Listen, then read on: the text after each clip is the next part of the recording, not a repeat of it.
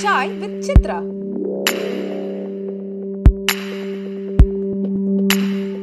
சினிமாவில் விமர்சனங்களுடைய பங்கு எந்த அளவு இருக்குது அப்படின்னு நீங்கள் நினைக்கிறீங்க? படத்தை பற்றி விமர்சனம் பண்ணுற அதில் சில விஷயங்கள் உண்மையாகவும் இருக்கும், நம்ம பண்ண தவறும் இருக்கும். சிலது விமர்சனம் பண்ணணும்னு பண்ணுறாங்க வேணும்னே. அது நான் எல்லாத்தையுமே பார்த்துருக்கேன். அள்ளித்தந்தவானம் வந்து ஒரு ஃபெயில் மார்க் போட்டு ரிசல்ட் வந்தது. அதை நம்ம எடுக்கிறதுக்கு எவ்வளோ சிரமப்பட்டோம், அது எப்படி ரிலீஸ் ஆனிச்சுங்கிறதெல்லாம் அவங்க பார்க்க மாட்டாங்க. ப்ராடக்டை பார்க்குறாங்க, அதை பார்த்து அவங்க விமர்சனம் பண்ணிடுறாங்க. அது அந்த சமயத்தில் கொஞ்சம் ஒரு சின்ன பெயின் இருந்தது. அதுக்கப்புறம் நம்ம வளர்ந்து வந்து நிறையா படங்கள் சம்மந்தப்பட்டு அந்த ஆனந்த விடனே என்னை அளவுக்கு அதிகமாக பாராட்டியிருக்கு. பொன்னியின் செல்வன்லேருந்து அழகிய தீயிலேருந்து விருது கொடுத்ததாகட்டும், எல்லா விதத்துலேயும். அதுக்கு பிறகு நாம் வந்து அடுத்தடுத்த கட்டத்துக்கு போகும்போதெல்லாம் உச்சகட்டமாக எனக்கு இந்த விமர்சனங்களில் ஞானி பத்திரிகையாளர் ஞானி வந்து பக்கங்கள் என்னை பற்றி எழுதினது எனக்கு உண்மையிலே பெருமையாக இருந்தது. ஒரு வித்தியாசமான இயக்குனர் அப்படின்னு சொல்லி அவர் எழுதினது எனக்கு ரொம்ப சந்தோஷமாக இருந்தது. அப்போது ஒரு நாள், அப்போ எனக்கு பழக்கம் கிடையாதுங்க, மொழியை பெருசாக ப்ரொமோட் பண்ணுறது ஞானி. அந்த நேரத்தில் இவ்வளோ சோஷியல் மீடியா கிடையாது. எல்லா இடத்துலையும் வாட்ஸ்அப்பில் அது எல்லாம் அதை ப்ரொபண்டப்படி இந்த மாதிரி படங்கள்லாம் வரணும், இதுலேருந்து ஏதோ சினிமா வந்து டேன் ஆகிடும் அப்படிங்கிறது மாதிரி. அதில் எனக்கு தெரியும், பழக்கம் இல்லை. எனக்கு தெரியும் நல்லா, என்னுடைய பேர் தெரியும், பார்த்ததில்லை. புரியுது. சத்யம் தேட்டரில் பார்க்குறோம், ஞானி நான் தான் விஜய் அப்படின்னு, ஐயோ அப்படின்னு சொல்லிட்டு பயங்கரமாக கட்டிப்பிடிச்சிட்டார். அப்போ நான் சொன்னேன், நான் பக்கங்கள் நேற்று பார்த்தேன், எனக்கு ரொம்ப பெருமையாக இருந்தது அப்படின்னு சொன்னேன். நான் எழுதி பெருமைப்பட்டது நீ ஒரு ஆள் தான், இதை கேட்டு எனக்கும் பெருமையாக இருக்குன்னாரு. நான் எழுதினா பிரச்சனை தான் வரும், நீ வந்து சந்தோஷப்பட்டிருக்க, இதை கேட்டு நானும் சந்தோஷப்படுறேன் அப்படின்னாரு. அவர் ஒரு தியேட்டருக்கு போனார், நான் வேறு தியேட்டருக்கு சினிமாவுக்கு போனேன், பார்த்து வந்தோம். அதுக்கப்புறம் அப்படி 2 பேரும் சந்திப்போம். இந்த விஜயதசமி வரும்போது குழந்தைகளுக்கு அந்த இது பண்ணும்போது நானும் பாஸ்கர் சக்தி எல்லாம் போயிட்டு இந்த குழந்தைகளுக்கெல்லாம் அந்த தேசம் பண்ணுறதெல்லாம் பண்ணுவோம்.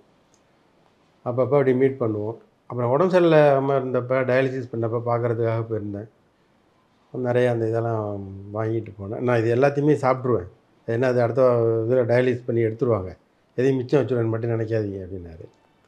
நான் வீக் ஆகிட்டே இருக்கிறேன் அப்படின்ற விஷயத்த சொல்லிவிட்டு, இப்போ என்ன கதை வச்சு பண்ண போகிறீங்க அதை சொல்லுங்கன்னு கேட்டார். எனக்கு ரொம்ப சங்கடமாயிடுச்சு. முழு கதையும் சொன்னேன். ரொம்ப நல்லாயிருக்கு, ஒரு ட்ராவல் கதை பண்ணிகிட்டு இருந்தேன், சொன்னேன் ரொம்ப நல்லாயிருக்கு, ஸ்க்ரீன் ப்ளே பிரமாதமாக இருக்குது விஜய், படம் நல்லா வரும். எல்லோரும் ஒரு சமயத்தில் அந்த இழப்பை ஏற்றுக்க வேண்டியது ஆகிடுது. மிக சிறந்த மனிதர் ஞானி. அவரை பற்றி ஒரு விஷயம் இருக்குது, அவர் ஒரு இடத்த விற்கிறார். அந்த இடத்த கைட்லைன் அந்த இதுக்கு தான் விற்கணும், கைட்லைன் வேல்யூக்கு, அந்த வேல்யூக்கு விற்கணும். நகரில் பெரிய வேலைக்கு போகுது. இவர் வந்து இந்த தவறை செய்யாமல் விளம்பரம் கொடுக்குறாரு. அதை வாங்குறதுக்கு எவ்வளோ பேர் வருவாங்க? அப்போ தகுதியானவர்கிட்ட அதை விற்கணும்னு சொல்லி அந்த கைட்லைன் வேல்யூக்கே ஒரு தட்டை விற்கிறார், ஒரு ஆசிரியர்கிட்ட. ஒரு விமர்சனம் எழுதுகிறவர் தன்னை யாரும் விமர்சனம் பண்ணிடக்கூடாதுங்கிறதில் எவ்வளோ ஜாக்கிரதையாக இருந்தார் அப்படின்னு. ஸோ அதுமாரி ஒரு மனிதர் நம்மளை விமர்சனம் பண்ணி பாராட்டும் போது நமக்கு பெருமைப்பட வேண்டியதாக இருக்குது.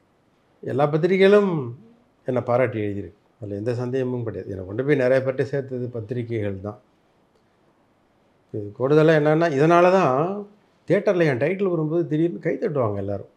எனக்கு அது ரொம்ப ஆச்சரியமாக இருந்தது. வெளித்துறையில் தியேட்டரை கை தட்டினாங்க, டைட்டில் போடும்போது படம் முடிஞ்சு கை தட்டினாங்க. ஆடியன்ஸில் கொஞ்சம் ரெஸ்பான்ஸ் நல்லா தான் போய் சேர்ந்து இருந்தது படம். விஜின்ற பேர் ரெண்டுமே என்ன தெரியாது, பட் பேர் எல்லா இடத்துலையும் கொஞ்சம் ரீச் ஆகியிருந்தது. அதை தொடராமல் போனதுக்கு நேரம் தான் காரணம். வெற்றி என்பது காலம் சார்ந்தது. கமல் சார் சொன்னது மாதிரி குணாவை பற்றி கேட்டாங்க, அது ஓடாத தேவர் மகன் அப்படின்னார்.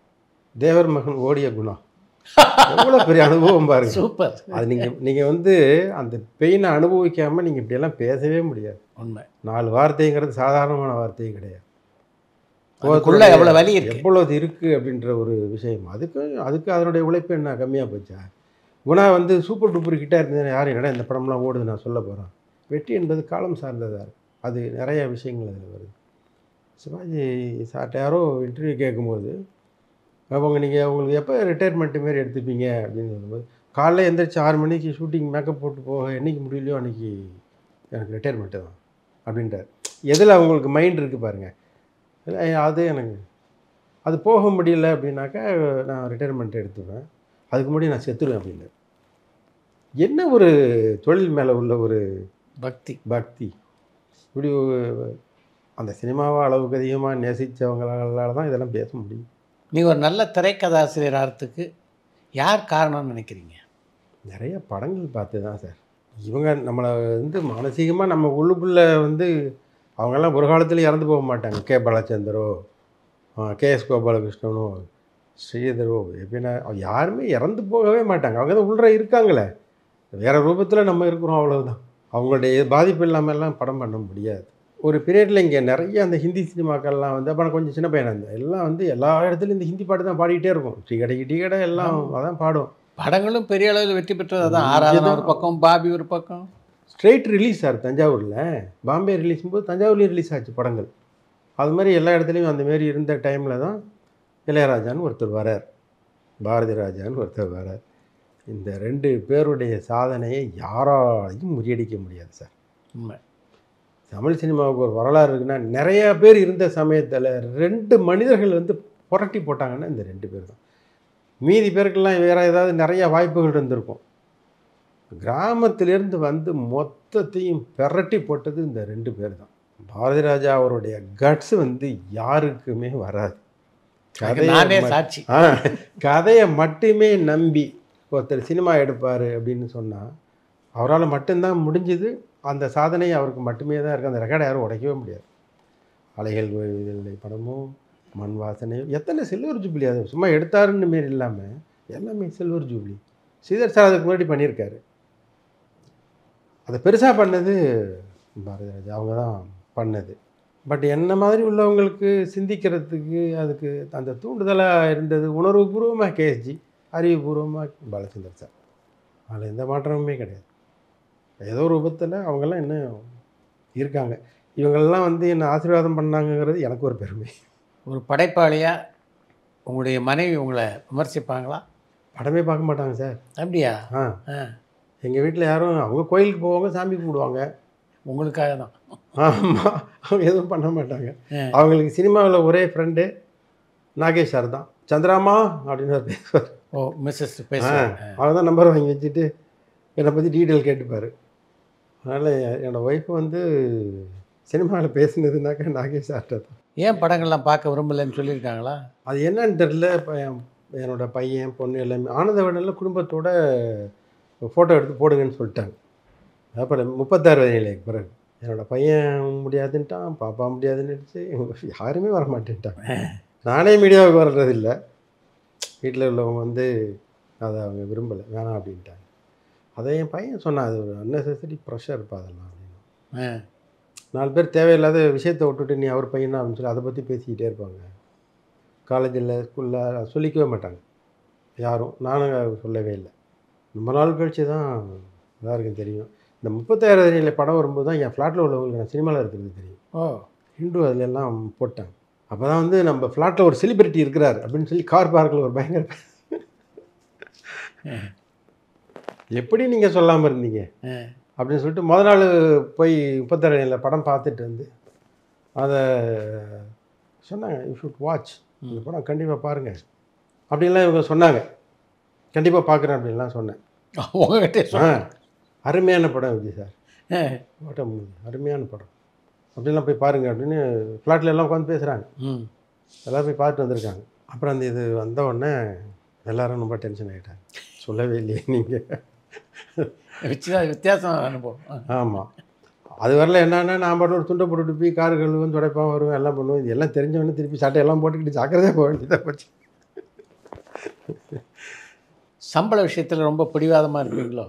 சம்பளத்தில் பிடிவாதம்லாம் கிடையாது. நீங்கள் எவ்வளவு சம்பளம் வாங்குறீங்கிறத பொறுத்து தான் உங்களுக்கு மரியாதையே வருது. அவர் இத்தனை கோடி வாங்குறாரு அப்படின்றத வச்சு தான் மதிக்கிறாங்க. இங்கே ஸ்கேலே சம்பளத்தை வச்சு தான் வருது. திறமை வச்சு இல்லை, திறமைக்கு கிடையவே கிடையாது. அதனால் சம்பளம் அதிகமாக கேட்க வேண்டியிருக்கு. அதுக்கு ஆதாரமாகவும் நம்ம இருந்திருக்கோம்ல. என்னோடய கான்ட்ரிபியூஷனும் இருக்குல்ல இந்த சினிமாவில். ஒரு கேமராமேனாக எவ்வளோ கான்ட்ரிபியூட் பண்ணுறாரு, ஒரு ஆர்ட் டைரக்டர் பண்ணுறாரு, அதுமாதிரி ஒரு ரைட்டராக நானும் கான்ட்ரிபியூட் பண்ணுறேன். ஒரு கேமராமேனுக்கு பெரிய சம்பளம் கொடுக்கறதுக்கு அவங்க ஏற்றுக்கிறாங்க. இப்போ ஃபைட் மாஸ்டருக்கெல்லாம் 10 கோடி பணம் கொடுக்கறதுக்கு தயாராகிட்டாங்க. நான் அப்படி கேட்க முடியாது சார், எந்த ரைட்டரும் கேட்க முடியாது. மேக்ஸிமம் நீங்கள் ஒரு 50 லட்ச ரூபா அப்படின்னு நீங்கள் சொன்னீங்கனாலே அவங்க அப்படியே பயந்து போயிடுறாங்க. இதுதான் உண்மை. ரெண்டாவது நான் அந்த மாதிரி இல்லை, அந்த ப்ராஜெக்டை பொறுத்து பணம் கேட்குறேன். சின்ன ப்ராஜெக்ட்னாக்கா நானும் 10 ரூபாய்க்கு பண்ணுறேன், அதை சரியாக கொடுக்கணும்ல. அது பாதி கொடுக்க மாட்டாங்க. ம். அதை அப்படியெல்லாம் ஃபாலோ பண்ணி நம்ம மேனேஜர்லாம் வச்சு வாங்க முடியாது. இல்லைன்னா அப்படி பிடிவாதமாக இருக்க முடியும். கதாசிரியர்களுக்கு எந்த அளவு மரியாதை இருக்குது தமிழ் சினிமா உலகில்? எல்லாருமே கதாசிரியர் சார் இங்கே. ஏன்னா கதை தானே, அதனால் எல்லாருமே கதை சொல்கிறாங்க. ஒரு ஓவியர் அப்படின்னா நானும் ஓவியர்னு சொல்ல முடியாது. எங்கே வரைஞ்ச காமி அப்படின்னா அவன் பேசாமல் இருந்துருவோம். இது கதை தானே. இது ஆஃபீஸ் பாயிலேருந்து எல்லாருமே எல்லார்ட்டையுமே ஒரு கதை இருக்குது. அதனால் இதுக்குன்னு ஒரு தனி மரியாதை அப்படின்றது வந்து கஷ்டம்தான். ஒரு கதாசிரியராக இப்போ வந்து அது டோட்டலாக வீணாக போனதுக்கு காரணம் வந்து நீங்கள் கதை சொன்னால் தான் டைரக்டர் அப்படின்னு சொன்னதுனால எல்லாருமே தன்னை கதாசிரியராக வந்து மாற்றிக்க வேண்டிய சூழ்நிலை வருது. அவங்க நிறையா படம் பார்த்து போராடி அதுமாரி கதாசிரியராக மாற்றிக்கிறாங்க.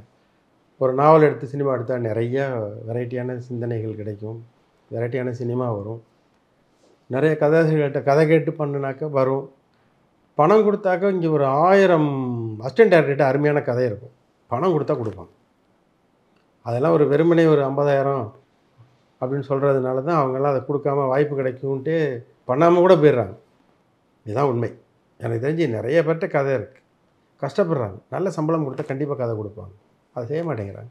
கோடிக்கணக்கில் கதாசிரியர்கள் சம்பளம் வாங்குகிற சூழ்நிலை தமிழ் சினிமாவில் வர வாய்ப்பே இல்லைன்னு நினைக்கிறீங்களா? வரவே வராது. வராது. கதை சரியில்லை அப்படிங்கிறது வந்து ஆரம்பத்தில் கதை டிஸ்கஷன் ஆரம்பிச்சுட்டு அப்புறம் அதுக்கு இம்பார்ட்டன்ஸ் இருக்காது. அதுக்கு பிறகு யார் ஹீரோ என்ன இது அதுக்கு தான் இம்பார்ட்டன்ஸ் கொடுத்து படம்லாம் எடுக்க ஆரம்பிப்பாங்க. மியூசிக் டைரக்டரு எல்லாமே கொஞ்சம் பெருசாக போட்டுக்கிட்டு அதெல்லாம் அந்த பேக்கிங் தான் பிஸ்னஸ்க்கு யூஸாக இருக்குது. அதனால் அதில் போய்டுறாங்க கான்சன்ட்ரேட் பண்ணி. படம் ரிலீஸ் ஆனதுக்கு பிறகு கதை சரியில்லைன்னு தேட்டரில் சொல்லுவாங்க. அதனால் இங்கே கதை சரியில்லைன்னு யாரும் சொல்லவே மாட்டாங்க. அது தேட்டரில் தான் சொல்லுவாங்க. ஆடியன்ஸை சொல்லிட்டு போவான் கதையாக இது அப்படின்னு சொல்லி. இதுதான் நடந்துகிட்ருக்கு. இன்றைக்கு ரசிகருடைய மிகப்பெரிய எதிர்பார்ப்புக்குள்ளாகி இருக்கின்ற விஜயோட கோட் படத்துக்கு நீங்கள் வசனம் எழுதுறீங்க. எப்படி இருக்குது அந்த அனுபவம்? கோட் வந்து ஒரு சினிமாவுக்கு ஒரு எல்லை இருக்கும்.